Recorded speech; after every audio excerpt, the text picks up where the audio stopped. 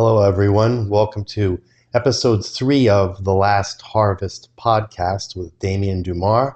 I'm Damien Dumar, the publisher of The Last Harvest by Lucien Mars, which you can see over here. It's available on Amazon. It's an Amazon bestseller, and it deals with the idea that the elite, under the control of the gray aliens, plan to exterminate 90% of the planetary population and hybridize and enslave the rest, and that this plan is scheduled to commence in 2025.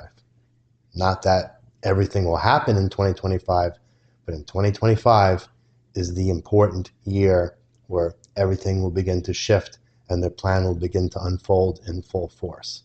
So every week I take a look at the various articles in the news and information that I uncover on the internet that reinforces what is in the Last Harvest, specifically events around the year 2025. So with that in mind, let us begin. Those who follow politics will notice over here that there's something that's very popular in the news lately. It's called Project 2025, Mandate for Leadership, the Conservative Promise. And this is a 920-page document. That's a lot to read. That deals with the Christian right attempting to take over the reins of government starting in 2025 with the next Republican presidential candidate should he get elected. So Trump is behind this Project 2025, so is DeSantis, so are many of the other forerunners on the Republican Party who are scheduled to run in 2025 depending on the outcome of the primary.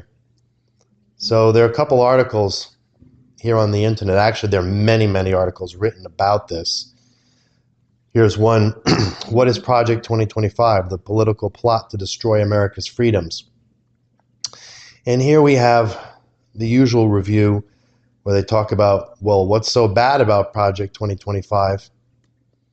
And they talk about things like losing religious freedom, the erasure of rights of trans and LGBT people, the idea that a lot of forms of art may become illegal. They talk about dismantling government agencies, removing necessary regulation. Here we have another article that I picked out. It says, Trump allies prepared to infuse Christian nationalism in the second administration. And this article covers various players in the think tanks and various financial backers who are involved in this right-wing agenda to basically bring about fascism in America. Not just fascism, but a theological Christian fascism. So a lot of topics that come up about this Project 2025 have to do with things such as the rights of gays and lesbians, the LGBT community, the fact that Project 2025 wants to do away with abortions and get rid of contraceptive birth control. And what the critics of Project 2025 tend to not focus on or tend to ignore is a simple idea that our Constitution is very clear about the separation between church and state. And as we know, many immigrants in the original founding days of this country came here to be free from religious persecution. And so the founding fathers brought in this idea of separation of church and state and wrote it into the Constitution. And what we have here is actually an attempt to overthrow the Constitution. So while people get caught up in a lot of the emotional hot button issues such as LGBTQ and birth control, all these critics and opponents of this program seem to tend to avoid the most important problem with Project 2025, which is that it threatens to take away our Constitution, because the authors of Project 2025 could care less about separation between church and state.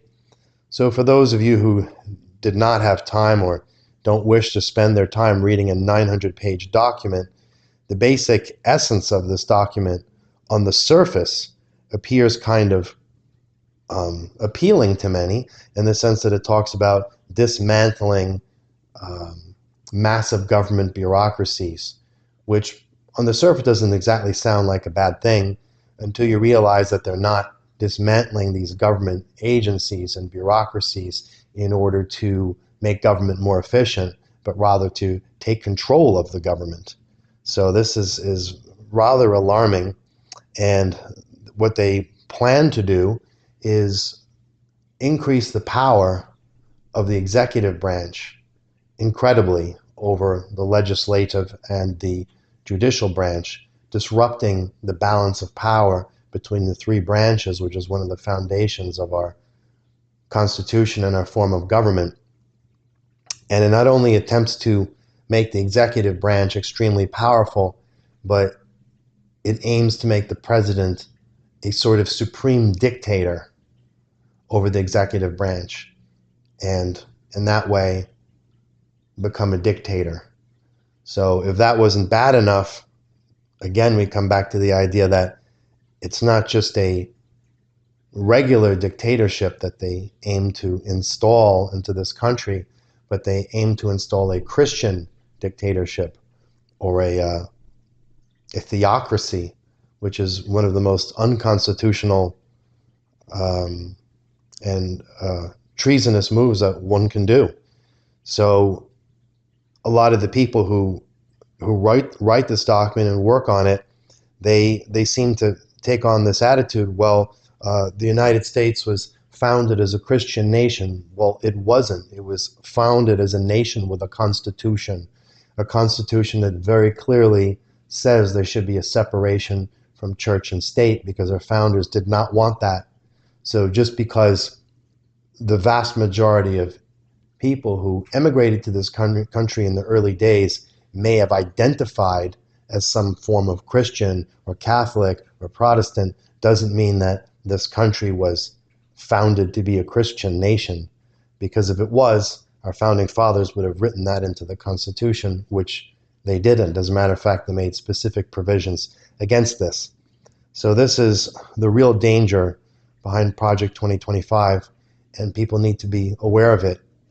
And again, there's a reason this is called Project 2025. Again, the number 2025 keeps coming up.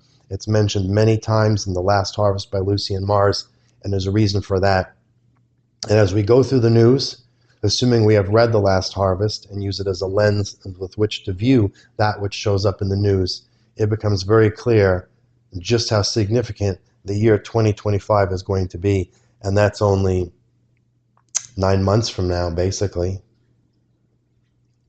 So on other news, here's an article that says Putin is preparing for a land grab in another European country. And this article suggests that Putin will grab Moldova next. So this is kind of disturbing, because in the last episode of this podcast, I pointed out that what a lot of people don't seem to realize is that Putin doesn't just intend to stop with the Ukraine, that it's his goal to take many more territories and perhaps even threaten Europe. And if you think that I am getting a little bit hysterical about it, well, here's an article. Finland, which shares a border with Russia, plans to build 300 new shooting ranges as interest in national defense surges. Well, last week we talked about how Germany and Finland were, Germany and Denmark were building more munitions factories. Now we have Finland building 300 new shooting ranges. What are they preparing for? Why would there be a sudden interest in national defense surging if there wasn't actually something to be worried about here? Now, here's another article where Poland's Sikorsky warns U.S. that aid to Ukraine should be administered or we will be facing quote-unquote profound consequences. Now, what would those profound consequences be? Well, Poland's foreign minister isn't exactly very clear about it, but he does say that some countries will consider developing their own nuclear weapons programs. Now, some may say, well, what's the big deal about that? They're relatively sane, rational countries. A lot of countries have nuclear weapons. What's the big deal if they um, get some nuclear weapons as well in order to feel safe and protected against Russia? Well, the issue here is not so much that the profound consequences will be that these countries will develop nuclear weapons programs themselves, but the profound consequences is that other countries may be next. And given that Poland is right next to the Ukraine, you can imagine that they, much like Finland, are very nervous. They're wondering, well, who's Putin coming for next? Perhaps he goes for Moldova next, then he goes into Poland, then he goes into Finland. These are territories that would be very easy for him to grab. And based on his interview with Tucker Carlson, he could come up with some sort of justification based on his view of history as to why Poland should be part of the Soviet Union as well. So I think this nervousness among leaders is definitely warranted.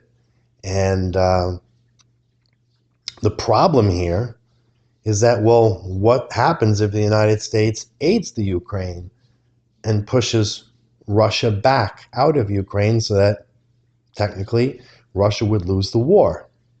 Well, here we have an issue where the Putin ally vows nuclear strike on Washington if the Ukraine wins. And we have Russian Security Council Deputy Chairman and former President Dmitry Medvedev talking about using nuclear weapons. And what's interesting is when you hear him talk, it definitely sounds a little bit unhinged. And he talks about the quote-unquote collapse of Russia, in which he describes a, quote, return to the borders of 1991, end quote, when the USSR collapsed following the Cold War.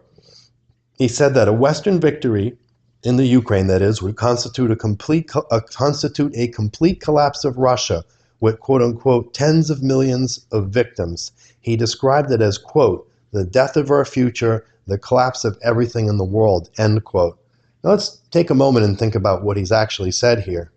Why would retreating from Russia and why would retreating from the Ukraine and the Russians giving up on this idea of annexing Ukraine constitute, quote unquote, the death of their future and the collapse of everything in the world? That sounds a little bit hysterical and blown out of proportion. Why would it result in tens of millions of victims? Why would it constitute a complete collapse of Russia? I mean, things would just be the way they were before Russia invaded the Ukraine, unless there is really a long-term plan to take more than just the Ukrainian territories, and Poland and Finland are correct. Perhaps the long-term plan of Russia is indeed to get all of these territories. And then, because the way it sounds like, in his mind, if they don't do that, it's akin to the death of their future. So I imagine their future involves taking the rest of Europe or something like that. One can't know for certain, but one can say that this individual in the Russian Ministry of Defense did say these things. And one can't help but wonder, what does he really mean by them? Because they don't seem to make sense on the surface, unless there's something else here at play. Here we have a story. Well, apparently more Russian soldiers have likely died seizing Avdiivka than in the entire Soviet-Afghan war.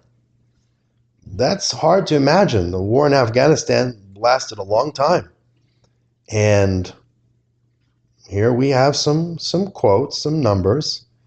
And it says, up to 25,000 Soviet soldiers are believed to have been killed during the entire Soviet-Afghan war.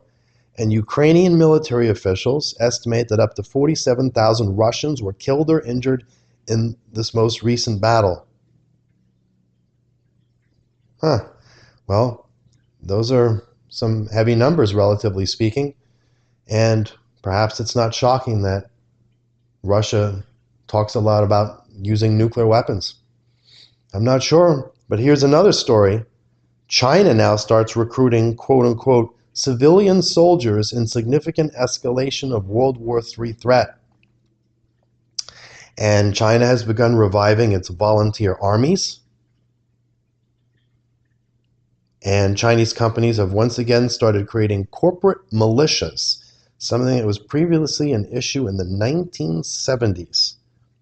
At least 16 major firms in the country have already established fighting forces. That's very interesting. I can only imagine in America if a corporation started a fighting force. But this is China.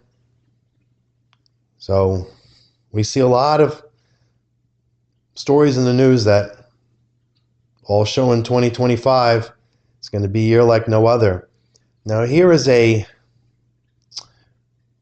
PowerPoint presentation of 113 pages that was sent to me.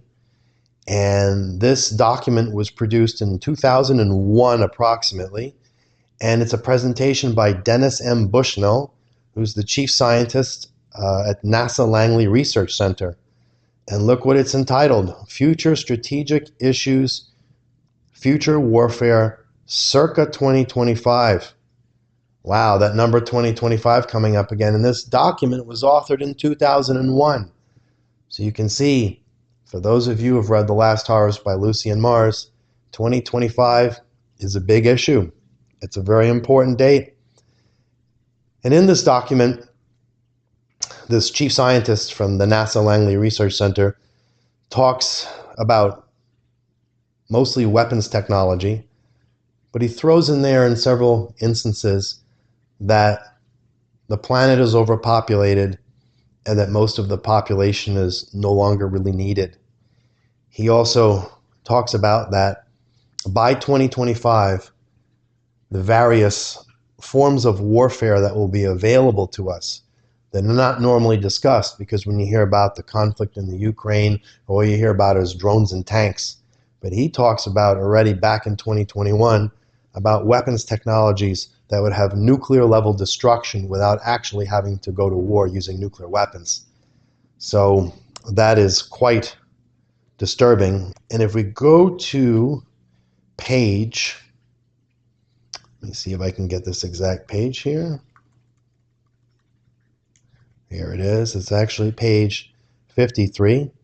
Those of you who have read The Last Harvest by Lucien Mars will know that a good portion of this book is dedicated to talking about biowarfare and viruses. And it talks a lot about the mad cow problem and spongiform encephalitis and cattle mutilations. And the book suggests that cattle mutilations were just part of extensive testing of a bioweapon involving mad cow.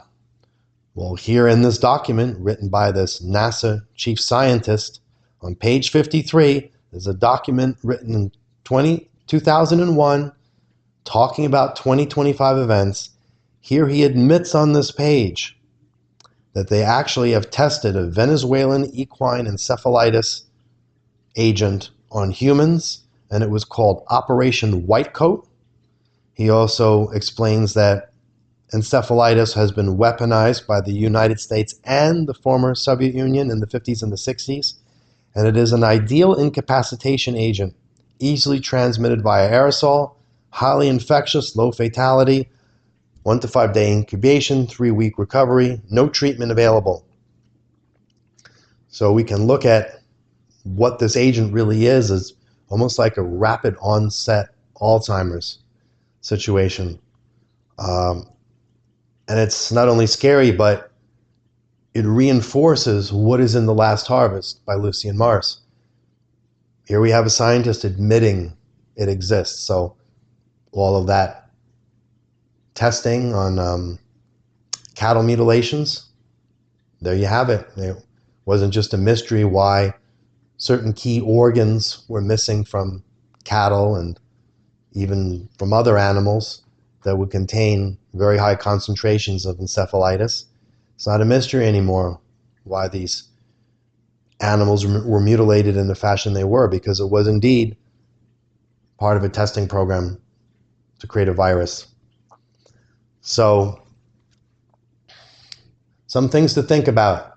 We have 2025 showing up over and over. Project 2025.